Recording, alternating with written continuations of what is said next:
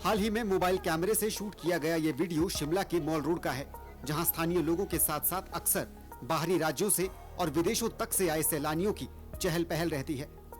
हालांकि ये अलग बात है कि टूरिस्ट के साथ साथ यहाँ दो और प्रजातियां अक्सर अटखेलियां करती नजर आती हैं।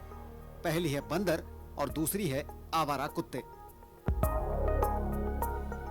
दरअसल आवारा कुत्तों को साल 1960 के पशु क्रूरता निवारण अधिनियम की धारा 38 के तहत संरक्षित किया जाता है।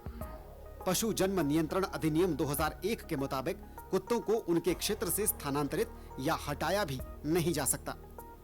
भारतीय दंड संहिता की धारा 428 और 429 के मुताबिक कुत्तों या किसी भी आवारा जानवर को छेड़ना या उन्हें परेशान करना कानूनी अपराध है। इंसानों के अधिकारों के संरक्षण के साथ साथ पशुओं के अधिकारों के लिए भी हिंदुस्तान में कई कानून बने हैं और इसी में पशु क्रूरता निवारण अधिनियम 1960 शामिल है। इसी की वजह से पशुओं पर किसी भी तरह की पाबंदी लगाना, उन्हें कैद करना या उनके खिलाफ किसी भी तरह की कार्रवाई करना प्रतिबंधित है। और यही कानून वजह बन रहा है कि शिमला जैसी जगह में आवारा कुत्तों को लेकर या जो बंदर शिमला के माल रोड पर या आसपास के जो पर्यटन स्थल है वहाँ पर घूमते रहते हैं, उनके खिलाफ कार्रवाई प्रशासन नहीं कर पाता।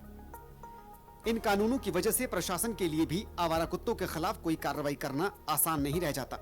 ऐसे में इसका सिर्फ एकमात्र जरिया बचता है कुत्तों की जनसंख्या को नियंत्रित करने के लिए उनकी नस्बंदी करना। जो हमारा मैंडेट है उसमें हमने पिछले हाउस में तय किया था कि हम एक प्राइवेट एनजीओज के माध्यम से भी हम स्टेरिलाइजेशन करेंगे और हमारे पास जो डॉक्टर नहीं थे वो भी डॉक्टर हमारे पास आ गए और हम हर रोज इसमें अब डे बाई डे बढ़ोतरी करें और हमारा टारगेट है कि हम 100% स्टेरिलाइज करें। कुत्तों का हम रजिस्ट्रेशन भी कर रहे हैं। हमारे पास जो जितने नंबर ऑफ जो स्टेरिलाइजेशन है उसको स्टेरिलाइज जितने लोग कुत्तों को कर रहे हैं वो भी हमारे पास है। शिमला में साल 2024 में आवारा कुत्तों के काटने के 1547 मामले सामने आए थे। इसमें 700 से ज्यादा घटनाएं आवारा कुत्तों के काटने की थी। शिमला नगर निगम ने तो आवारा कुत्तों के समाधान के लिए उच्च न्यायालय तक से सलाह मशवरा किया है।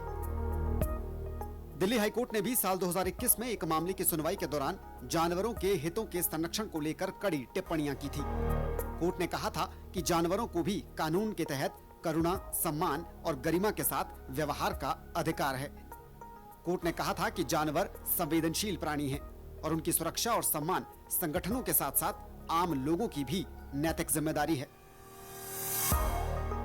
आईजीएमसी के deputy MS doctor Praveen Bhatia ने बताया कि लोगों को कुत्तों के काटने की घटनाओं के बारे में जागरूक भी किया जा रहा है और ऐसी घटनाएं होने पर तुरंत अस्पताल पहुंचने और इलाज कराने की अपील भी की जाती है। एक बहुत ही जिसको बोलते हैं कि ग्रेव सिचुएशन होती है जिसमें इमीडिएट अटेंशन जो है दैट इज़ रिक्वायर्ड। ये जितने एनिमल्स हैं जो रेबीज़ कॉज करते हैं, ये रेबीज़ बेसिकली एक वायरल डिजीज़ होती है और इसका कोई ट्रीटमेंट नहीं है। एक बार अगर रेबीज़ हो गई तो death is the final result.